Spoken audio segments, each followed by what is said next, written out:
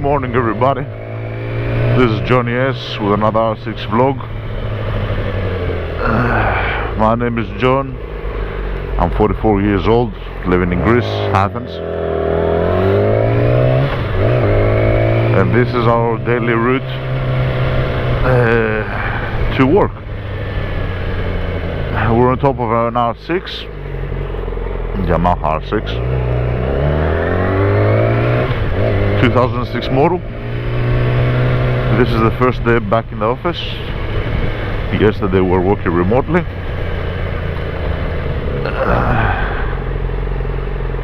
And in today's video we're going to discuss about the story of my bike, specifically the story of the R6. It's been around 3 weeks since I drove to work, so we gotta take care.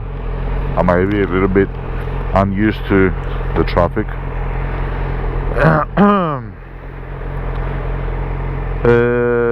So the story of my R6. I have mentioned many of these things in previous videos, parts and components, but I don't think I have made a video to talk just about the R6 and how we got to the stage that we got. I've made a video lately which I was talking about my decision to keep the R6 and not go for a 1000 liter bike. Anyway, there has been many different stories, but you know, I thought to put it all together. I'll try to make it as quick so I don't take too much of your time. So basically, I was always into super sports. I was a guy that loved the MotoGP, and the bike and the category that I like was super sports. Super sport bikes are though a little bit dangerous, and they might be a little bit encouraging to people that want to first begin their first bike on a super sport. Therefore, I thought to buy a smaller, let's say, bike, such as the Kawasaki Z750. Okay, so the bike is still cold. Sometimes what you see where I changed gear and it didn't go in happens when the oil temperature of the bike is cold. Anyway, so at some point of time I thought, you've driven the naked bike quite a bit. I think it's time for you to go to the super sport class. I was going for a much older super sport, but the mechanic told me about this bike. She obsessed me, and I found a good, let's say, my gears feel very stiff. Anyway, and that's how I got the R6. Since then I loved it. It was my dream bike, and in a general sense, just to let anybody go, when you go from this category and above, when you go from an R6 of this caliber, not the really old ones, you are on top of an amazing machine. You know what I mean? Whether it's an R1, whether it's an R6 and a CBR 600 super sport and above, it's just amazing, at least to me, and at least to how I see it. So then I had the R6, and at some point of time my wife became pregnant with child, and what happened to me was that I became very stiff on the bike. I became very afraid, I became very scared of the bike. Like I said, having a super sport is no small task. It's a bike that you have to drive with your body, and if you're not up for the task, you're much better off just leaving the bike on the side. And that's what happened. I was taking the turn. I wasn't, even though I knew how to drive the bike, because I had it for quite some time,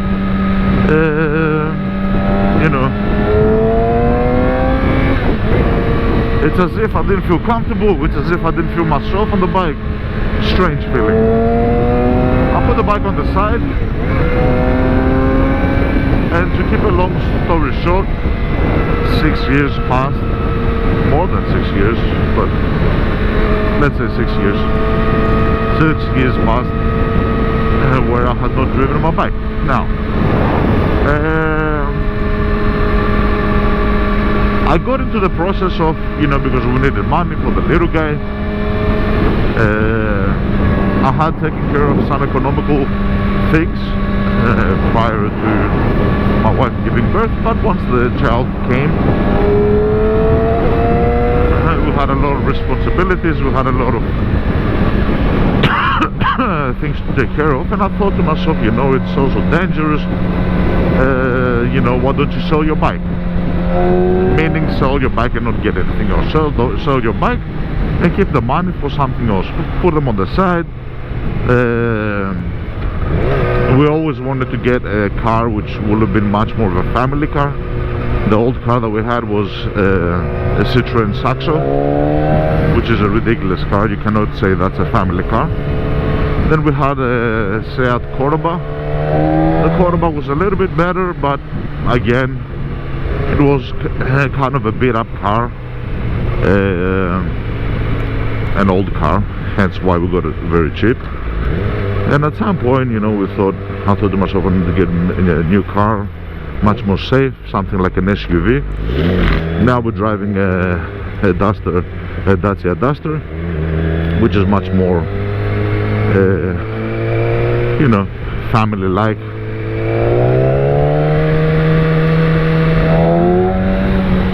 And it's much more good for the little kid, and it's much better. So, you know, at some point I said, alright, I'm going to sell my bike, there's no point for me to keep it.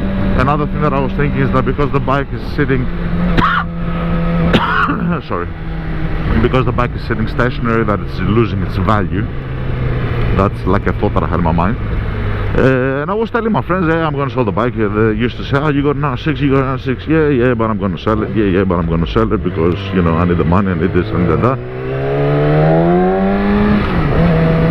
So,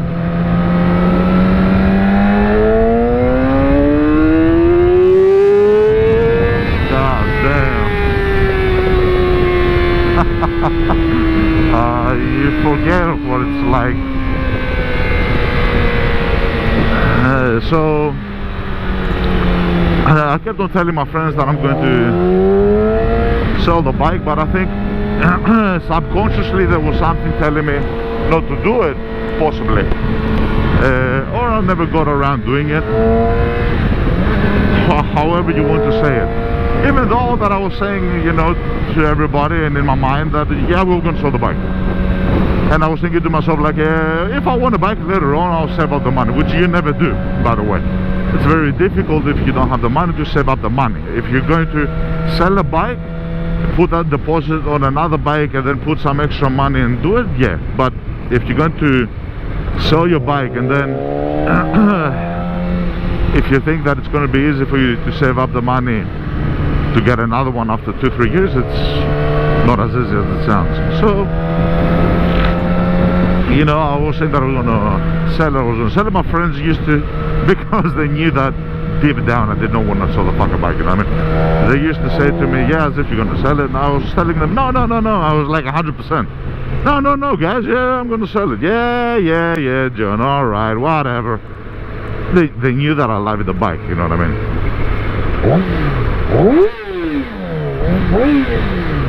And they knew that I loved the bike.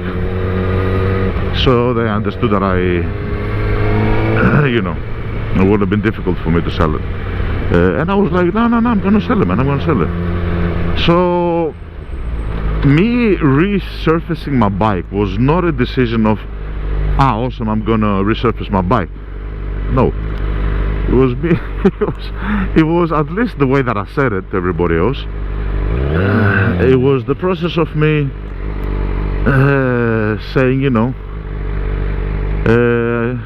since I'm going to sell my bike, let me fix it in order for me to be able to sell it. And I went into the process. I had a couple of money on the side. I thought it was going to take this much money. How much I was going to sell it for, I was going to get about this much money. So I was going to have left on the side this much. So I had done the calculation and everything. I got into the process of fixing the bike. I fixed the bike. And the hilarious thing that happened is that it costed much less than what I had estimated. So then I thought to myself, you know, since you got some money left on the side, give me 1 second.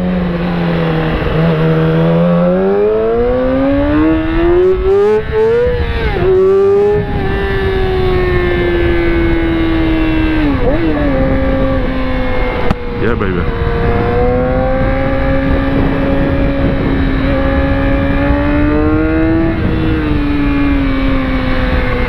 So then, since I realized that it took much less than what it is, I left some money on the side. I thought to myself, you know, alright, you're not in a rush, chill out.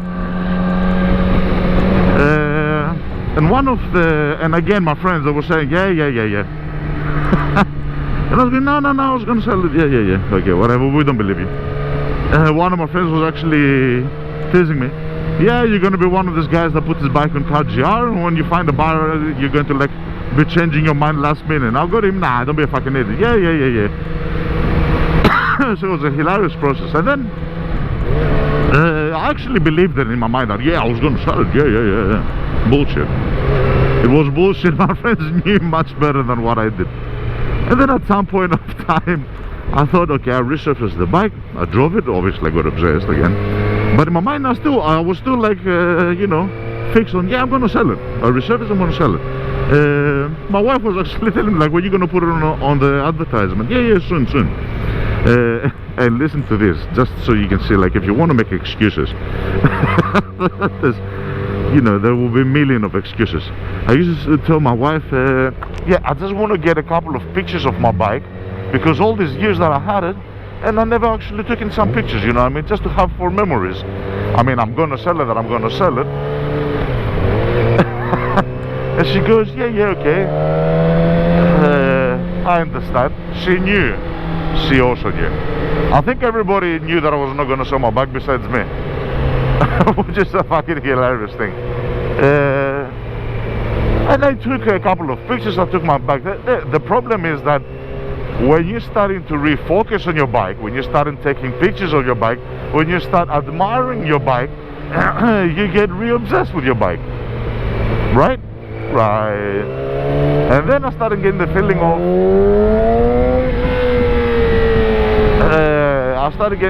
of God damn, and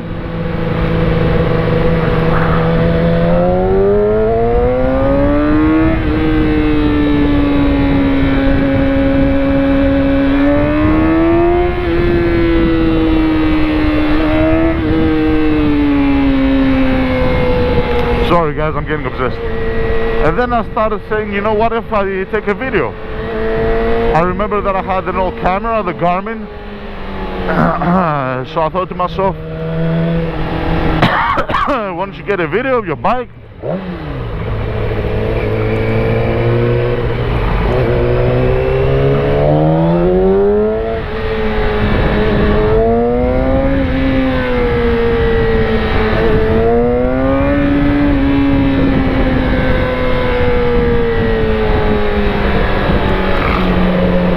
So you can have for a memory. I got the camera on top of the bike. I was trying to take some things, and then I thought to myself, why don't you make like a short video and put some titles and stuff. So this is the story of my bike, and also the story of how YouTube started. You know what I mean? I was not planning on any of this shit. Quite in the contrast, I was the opposite of planning. And slowly I got a video, I got this, I got that. I wanted to do like a music video, and I thought to myself, it's going to be, you know, my bike video, one music video, just for me to remember the bike. Yeah, Klein Mine was in Greece. It's you know. So one video became 2 videos, 3 videos. Now I thought, yeah, why don't I get a vlog? Then I started the YouTube channel. I was uploading some other content. in order to share it with people. I thought, yeah, YouTube is a good platform, let me utilize it for this and for this and for this. So then I got unhappy with the way that I was making the videos, because the camera was old, and I was thinking to myself, yeah, like, what if I take a newer camera and might be much better quality, and what of this and what of that and what of whatever. And then my wife was also, because she knew what I was going through, my wife was also supporting. She was saying, yeah, why don't you get a GoPro? Fucking smart ass she is.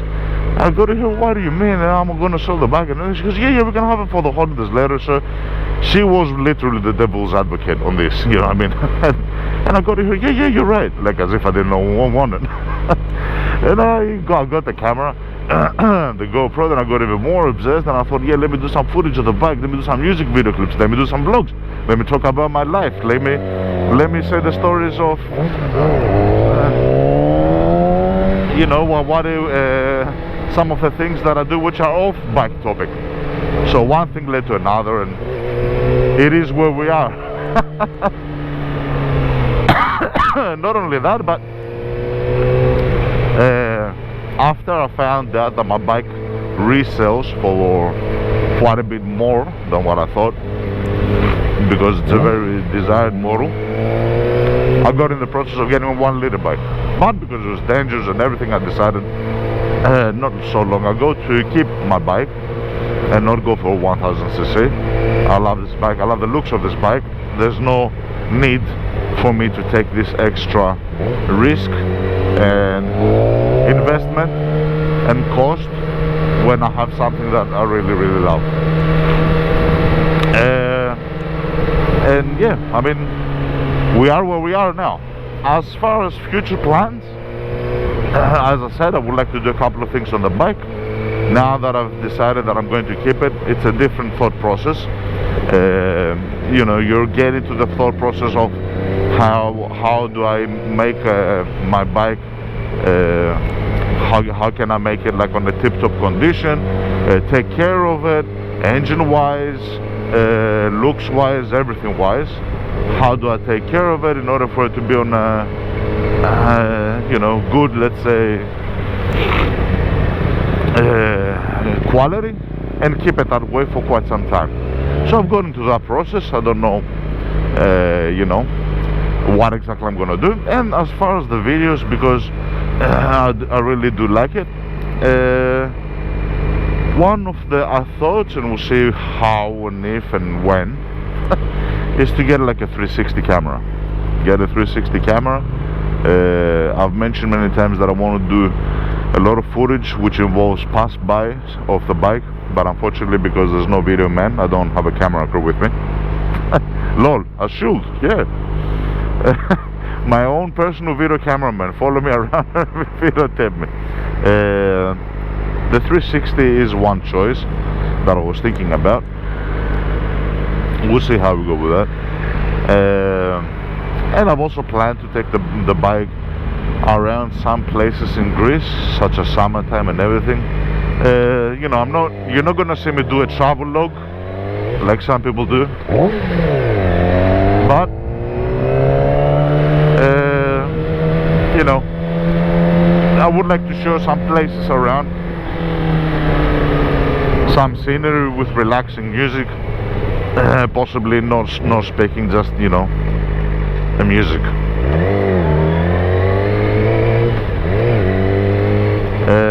It seems as if the gears feel better. I don't know, it feels strange. It could be the fact that I've gotten some time since I took in the bike, I don't know. It's only been like 3 weeks. Like in 3 weeks I got unused. I don't know. Anyway, that's about it for the video. Like I said, I'm not going to take a long load of your time. I'll keep it nice and short. That's the story of my bike. That's the story of my bike. And nothing is by luck. Everything happens just as it should, even to the point that I was not admitting it. Anyway, hilarious stuff. I'll thank everybody for your time, guys. It was nice sharing this story with you. I hope you enjoyed and you liked it. I wish for everybody to have an awesome good day. Stay safe always. As you've seen today, we got our full gear. Stay safe on your bikes, enjoy it. Don't be afraid to take risks, but try to mitigate the risk as much as possible. So thank you very, very much, and we'll talk soon. Bye bye.